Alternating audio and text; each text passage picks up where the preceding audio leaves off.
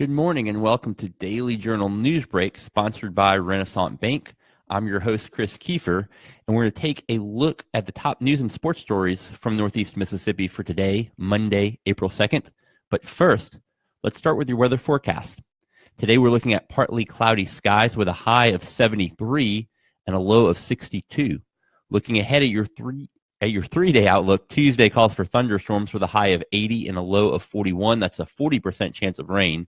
For Wednesday, sunny with a high of 60 and a low of 37. And on Thursday, partly cloudy skies. The high is 66 and the low is at 50. Let's take a look now at today's top headlines. A coalition of voter registration activists are preparing efforts to contact voters removed from the Lee County rolls.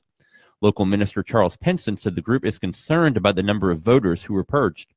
Penson said he and other like-minded citizens are taking a closer look at the issue.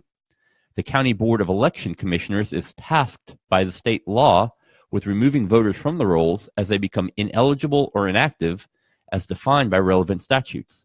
For example, officials must remove anyone who commits a disenfranchising crime, and active voters are also periodically removed.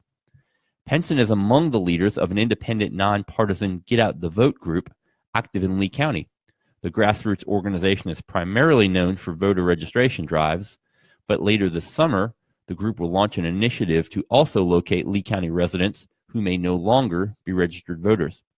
Penson said some of those voters may have simply moved from one voting jurisdiction within the county to another and may not be aware they are no longer registered to vote.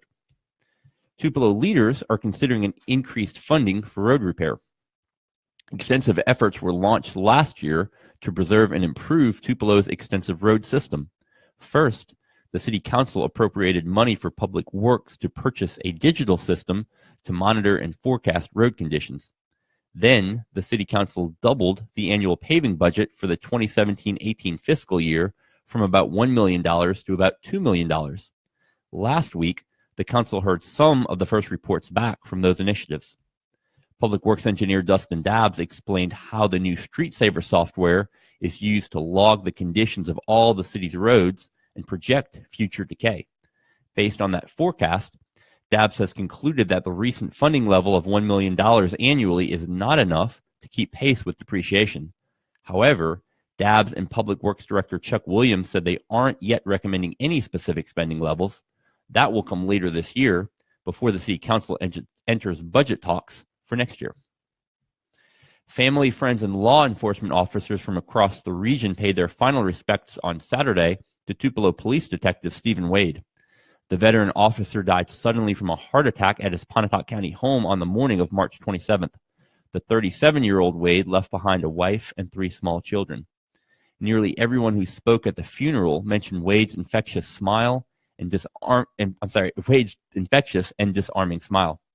Tupelo City Councilwoman Nettie Davis noted that Wade was always carrying a big smile on his face.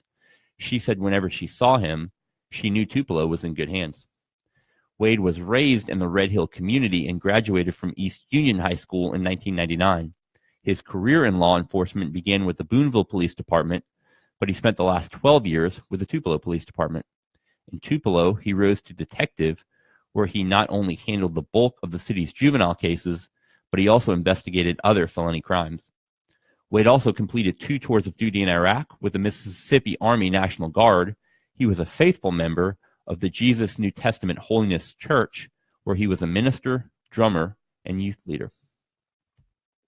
And in sports, the Mississippi State women's basketball team fell just short of a national championship on Sunday night. Notre Dame hit a buzzer-beating 3-pointer in the national championship game to hand the Bulldogs a heartbreaking loss. MSU finishes as national runner-up for the second consecutive year. With the game tied at 58, Notre Dame's Arike Ogumbawale buried a 3-pointer with 0.1 seconds remaining. The shot gave the Fighting Irish a 61-58 win and delivered more anguish and heartache for State to suffer through in the offseason.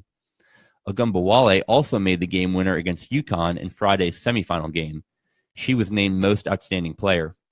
Mississippi State appeared in good shape while building a 15-point third-quarter lead, but Notre Dame mounted the largest comeback in NCAA championship history. MSU's Victoria Vivians and Tiara McCowan were both named to the all-tournament team.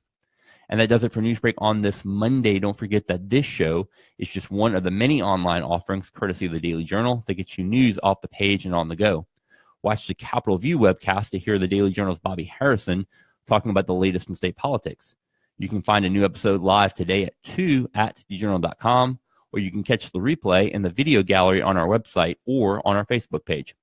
And special thanks to Renaissance Bank for sponsoring Newsbreak. Remember, you can catch new episodes each weekday morning at djournal.com or on our Facebook page.